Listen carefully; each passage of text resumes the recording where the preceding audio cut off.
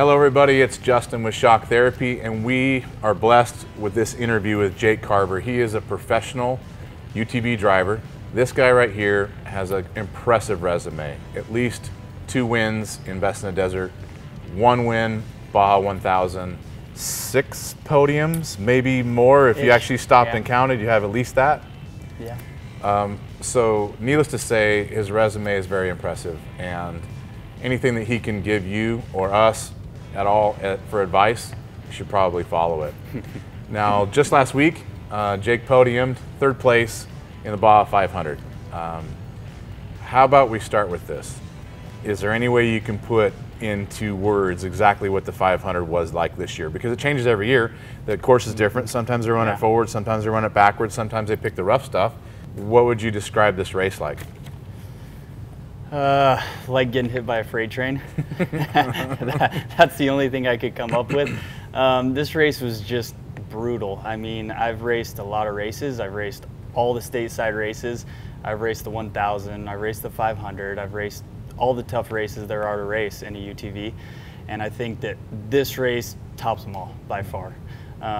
You know, the silt, the rocks, you know, the silt climbs, which is an aspect that is seen pretty much in no stateside races. You got silt, but you don't have the silt hill climbs.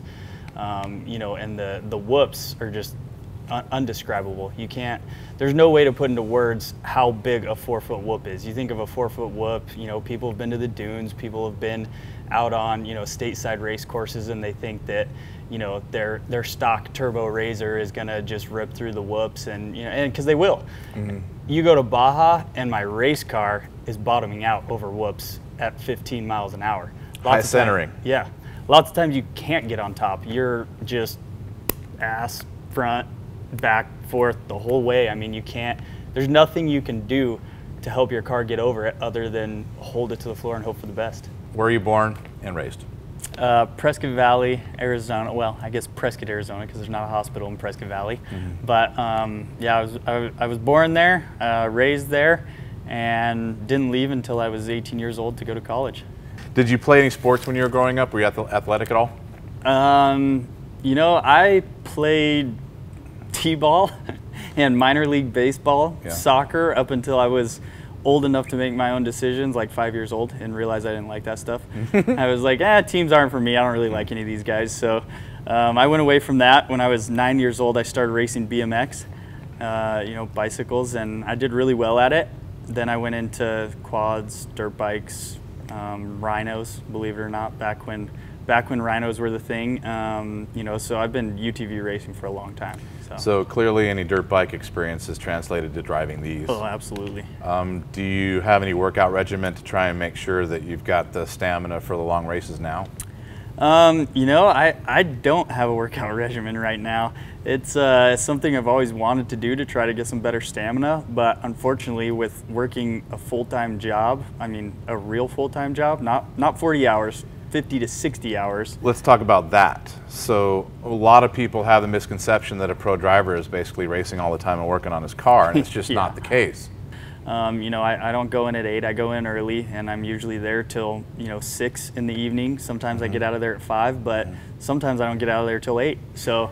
And you are team mechanic, crew chief, driver, financier, basically every single hat you're wearing in the team. So I imagine you leave work and you go home and work on the car. Oh yeah, every night, every weeknight, every weekend. I very rarely take a vacation. My vacation is the days I take off for racing, which could be argued to be another job.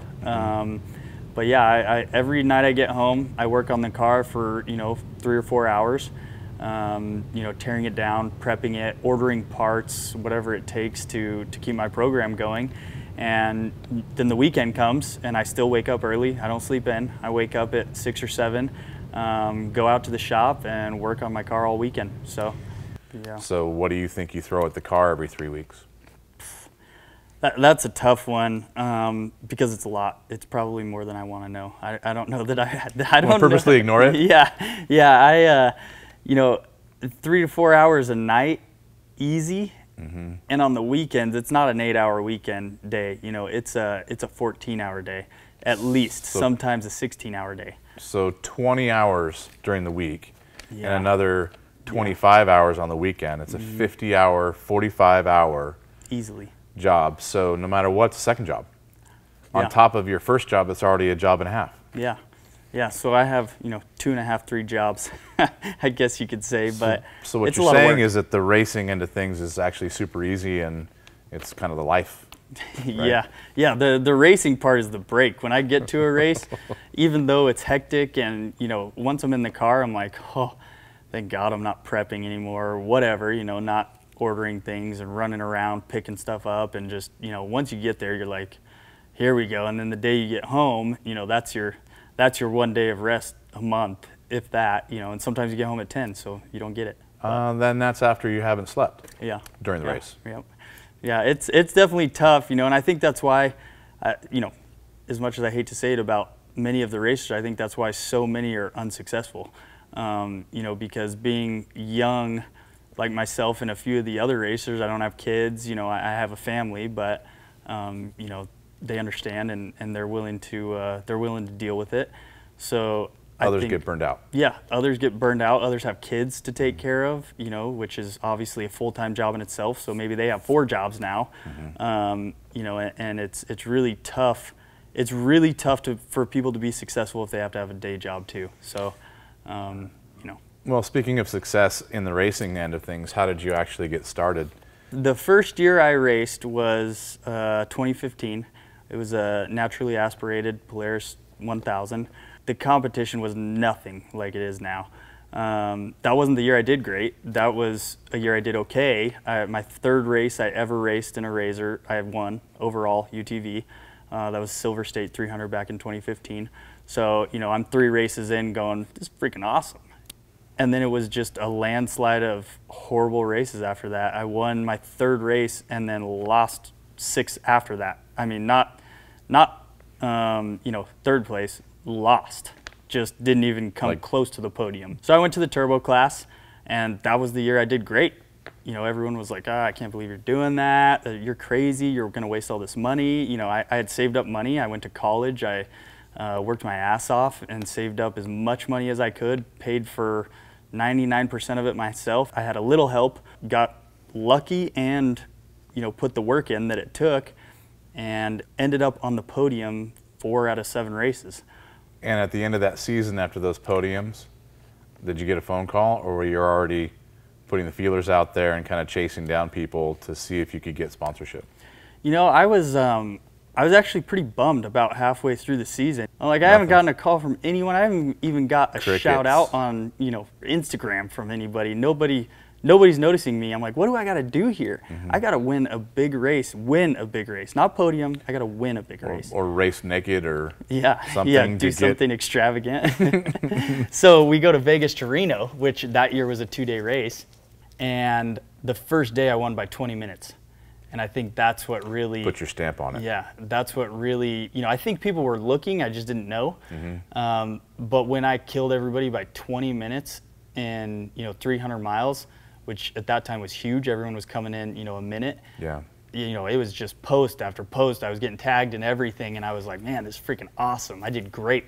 So I thought I had it in the bag, and of course, day 2 came around, and we had a fire. Had just a slew of issues all the way up to the finish line, and ended up missing first place by 1 minute. So I lost a huge lead on everyone, and I'm like, well, that was my chance. I lost it. And at the end of that race, Joey D with UTV Underground was like, hey man, I want you to come over here. We want to do a little interview with you. I'm like, all right, cool, whatever. You know, at that point, that was like probably the first interview I ever did. And I was like, all right, man, kind of nervous, but here we go. And he's like, hey, you know, the guys at Polaris have been tracking your race. They were pretty impressed with what you did yesterday, you know, and they've been watching you, but, you know, yesterday was real impressive. It's a bummer you missed out on the win today, but they want to present you with something. You know, he pulls out his phone, and it's a full-blown, you know, factory ride contract listing everything that I'm getting in it, you know, ready to rock with my name on it. So that's when it all kind of happened for me. And yeah, it's the story. So in your first year, or at least the tail end of that season, you know, did it make all the difference? I thought it made all the difference, and it did make a huge difference. I'm forever grateful for that first year. But I think my problem was I thought it changed it forever. You know, I thought I was a trophy truck driver, right? So I thought I had endless funds. I thought I could support whatever race program I wanted. I thought it was huge. You know, I got a few cars. I could build one, have a pre-runner, you know, maybe sell one, whatever. And I was like, man, I'm on top of the world. I can do whatever I want. So I went out and I got myself the top of the line car. Got myself a Reese Millen chassis built. So I'm thinking, you know, I'm making a killer move. I'm gonna really kill everybody now. I'm gonna finally get that big win I've been looking for, and it just backfired on me big time. You know, I had a brand new car to figure out that I had no idea what I was doing with because I didn't build the car. So, with all the races that you've run and the years that you've been doing it, what do you think is the biggest accomplishment that you've made so far in your racing career? The 2016 Baja 1000 by far. Brandon and I teamed up and won the race, won our class, and that's huge. I mean, that's the biggest race to win. If there's any race I've ever wanted to win since I knew about off-road racing, it was the Baja 1000. So. Since that's your biggest one, then what's the one thing that you would want to accomplish that you haven't? It's on your list. Is there one on the bucket list? The number one race that I'd like to win is the Mint 400, just because it's the Mint 400. Not only because it's kind of the glory race, but just because it's been my nemesis for a long time. I just wanna win it. What would you like to see Polaris do with their new cars that would help you the most? I mean, if Polaris is watching this interview right now and they would do what you said, what would that be? Build a chassis that's between the two-seater and the four-seater. Mid-wheelbase. Yeah. Yeah, I think that my car is great, but I think it's to the point where it's a little heavier than it should be, being probably the lightest four-seat chassis out there, at least in my opinion. It's still just a little bit heavy, and the two-seaters, you know, two-seaters are light, they're great, but they're just a little bit short. I'd like to have an in-between, you know, a two-seat chassis, but that's longer, so it's, you know, not quite as long as a four-seat. There would be an in-between so we could shed some weight and, you know, build a little bit better car. Who are some of the people that you've idolized? I think Andy McMillan is my biggest idol. I think that he's, you know, I've watched his videos since he was 18 years old, driving a trophy truck, out testing and, you know, doing different things, and he's always been the guy that is not only an incredible driver and won just about every race I can think of, but he's always the guy to admit his wrongdoings. He's the guy that's, in most ways, is, in my opinion, the best and most humble driver there is. So this might be hard to admit, but who are the hardest competitors that you find yourself always having to beat?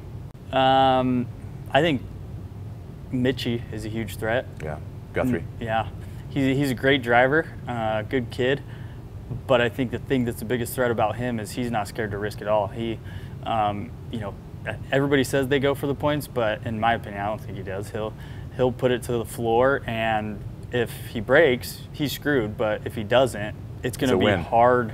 It's going to be real hard to catch him because I'm not willing to do that. You know, I'll risk it for some races, but in Best in the Desert, I'd really like to get a points championship. So, you know, I have a hard time pushing through the dust as hard as those guys will and risking it all because I don't want to hurt myself or my co-driver. Do you ever see yourself not racing? There's nothing else I could see myself doing. I don't like sports. I don't like TV. I don't like video games. So what am I going to do? I mean, racing's my thing. So I don't see myself not doing it. So obviously we've worked together for some time now, and I think we work really well together. One of the main reasons is because, number one, we get along super good, yeah. And we can talk about a lot of stuff that maybe bigger companies can't do, sure, or certain racers won't do. Right. How would you characterize or describe working with us from a suspension standpoint and rack and pinion or any other parts that we have, and then working together basically? I think the easiest way to describe it is it's a much more personable experience than any other company. I've worked with lots of the big companies, and nothing against them, they're good companies, but you go meet them to test your car, and there's 20 other guys there, and you're in line just like you are at the nearest fast food restaurant going, me next, tune my car. And the reality is they look at you, and then they look over at the trophy truck and say, yeah, hold on, give me a minute, So, I've got some questions for you. They're real quick. Don't think about them, just answer them. Okay. All right. Coke or Pepsi? Pepsi. Blondes or brunettes? Blonde. Ford or Chevy? Ford. Beer or liquor? Beer. Cats or dogs? Dogs. Old school or new school? Which one's you? Old school. Facebook or Instagram? Instagram. Impulsive or logical? Logical. Boxers or briefs? Boxers. Got you to blush on that one. How about Jordan or LeBron? Jordan. Thank God. If you said LeBron, this was over. So to wrap things up, I hope that you guys enjoy this interview. I know that it went really well. And we really look forward to working with you in the future. Hopefully that'll work for a very long time, and you can get the nemesis of the mint off of your shoulders while we're helping. If any of you want to connect with Jake, his social media handles are? Carver Racing on Instagram and Carver Off-Road Racing on Facebook. Thank you guys very much for tuning in. Hopefully we'll see you again.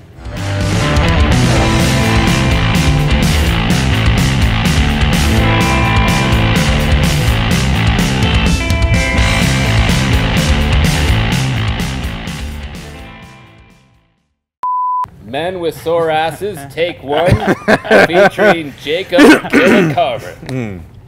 And Testicle Lover. Yes, yes. Hairy testicles, actually. To 1 a.m. Yeah. Sucks. Knock it off. These are my questions, all right? It's my time. All right, you're at the point of the interview where you're about to talk about your glorious moment with your bestie over there and talk about your best racing moment. I'll start that question again. Jacob's bestie. 2016 Baja 1000. Screwed that up. Let's do it again. He was complimenting me so well, my ego went up and I forgot where I was. Okay, here's what we're gonna do, okay? Well, I'm doing lightning round. I know that. Like I said, we're gonna end with the rapid fire, and then I want you from there to do the departure. The what?